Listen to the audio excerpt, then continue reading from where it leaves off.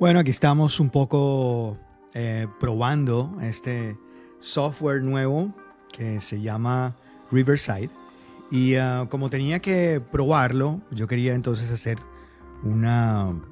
hablar un poco de lo que siempre hemos hablado aquí en el canal, que es sobre la escritura. Y quería que habláramos acerca de algunos tips importantes sobre el arte de dialogar y cómo en el tema de los diálogos hay unos consejos que si los ponemos un poco en práctica, seguramente vamos a tener como una manera más fácil de poder enganchar al público. Estos diálogos, digamos, lo más importante es que sean auténticos. Muchas veces encontramos que vemos una serie y que lo más importante de todo es cómo los personajes hablan. Nos encanta oír hablar a los personajes, pero para eso hay que aprender a dialogar. Y algunas veces los diálogos terminan siendo como la parte final de todo. Y he oído incluso algunos colegas que dicen que los diálogos es lo más fácil. Digamos, es la parte más fácil de todo el proceso de la escritura dramática. ¿Por qué lo dicen? Bueno, porque básicamente como para llegar a dialogar hay que previamente armar una cantidad digamos como de partes en este rompecabezas de la escritura y de las series que son importantes, pues a la hora de dialogar, habiendo preparado, digamos, una investigación, un argumento, una buena premisa, unos personajes sólidos, ahí quiero hacer énfasis, ahora más adelante hablaremos de eso, pues es mucho más fácil ya dialogar, porque ya sabemos exactamente y los conocemos de sobra, pero para los que apenas empiezan, creo yo que estos tips son bastante importantes. Bueno, vamos ahí. Voy a arrancar por el primero, que es hay que conocer a los personajes. Yo creo que eso es lo esencial. Conocer a los personajes quiere decir un poco entender sus motivaciones, saber quiénes son, saber cuáles son sus objetivos, cuáles son sus miedos, cuáles son sus sueños y sobre todo cuáles son, digamos, como esos abordajes y maneras de entender el conflicto que les está ocurriendo, si es que así están en la historia.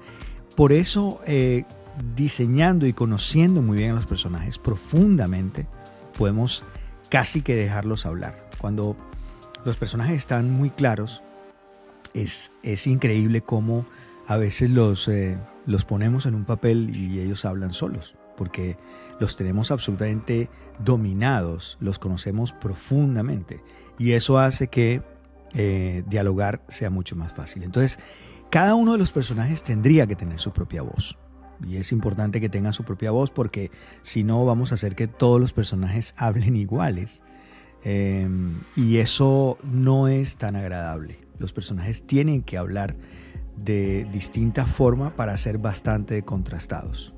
Y por otro lado, la síntesis de los personajes. O sea, los personajes tienen que ser absolutamente concretos en cuanto a sus diálogos. Hay que evitar frases de relleno, hay que evitar datos irrelevantes. No necesitamos que los personajes hablen por hablar, porque cada diálogo tiene que incluir la acción. Entonces, no hablemos sobre lo que estamos viendo.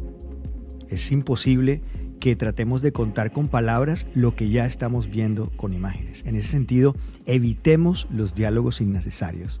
Es difícil para nosotros los latinos evitar tanto diálogo porque solemos ser muy expresivos y todos cometemos muchas veces ese error. El ejemplo de los diálogos de relleno, que después de alguna manera se nota que es de relleno porque vemos esa imagen y estamos oyendo exactamente lo que estamos viendo.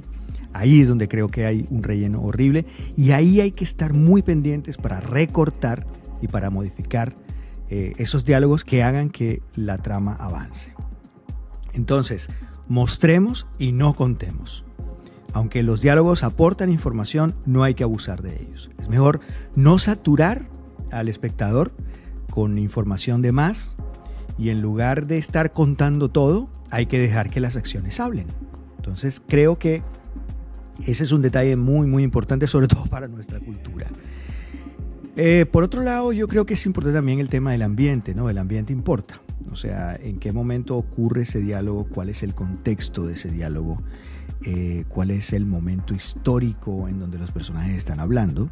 Es claro que un personaje no puede hablar como hablaban en el siglo XVII hoy en día, a menos de que así queramos que sea. Y en ese sentido creo que es importante someter al personaje a ser coherente con el contexto que está viviendo y sobre todo con la escena que está viviendo.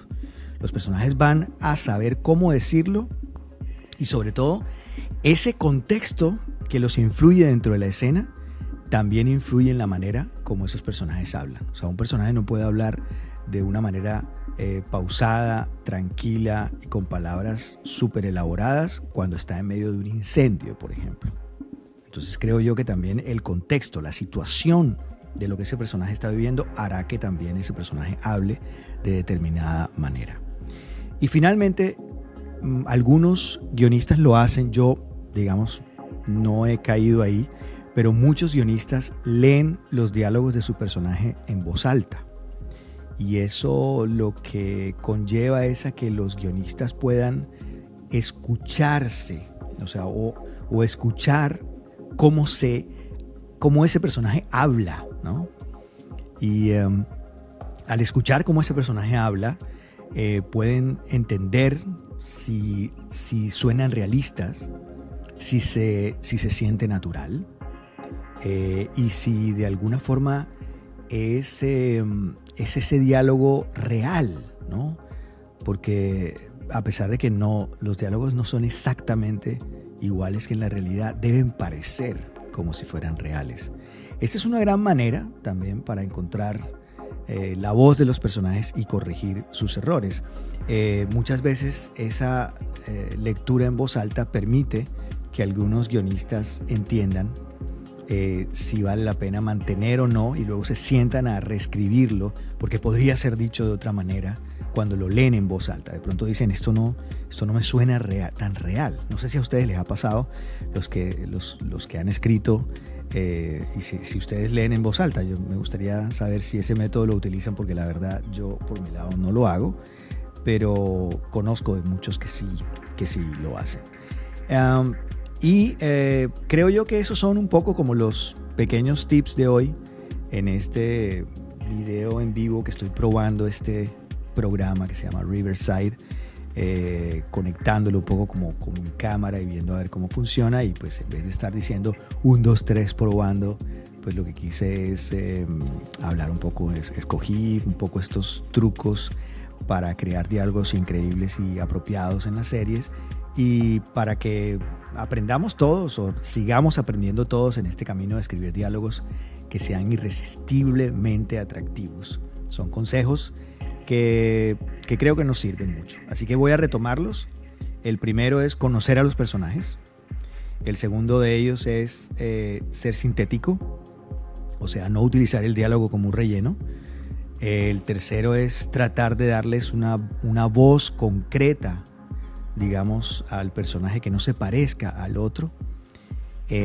También que sea sintética el asunto, creo que ya lo dije. No hablar lo que estamos viendo.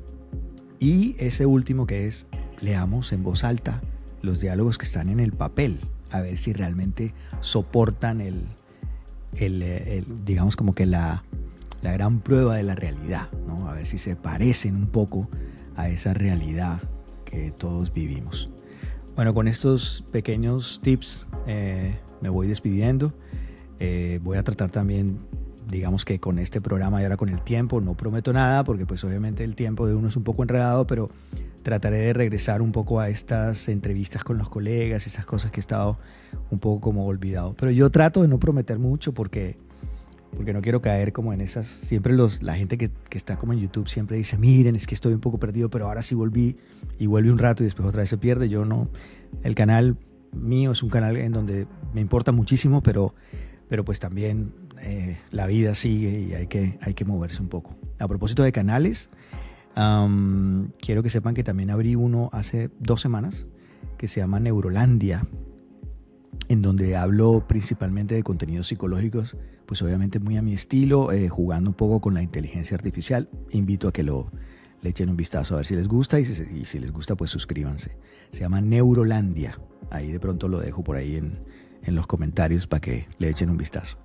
Ok, bueno, muchas gracias por todo y bueno, que esté muy bien y bueno, estaba simpático este programa. Nos vemos pronto y que siga la escritura.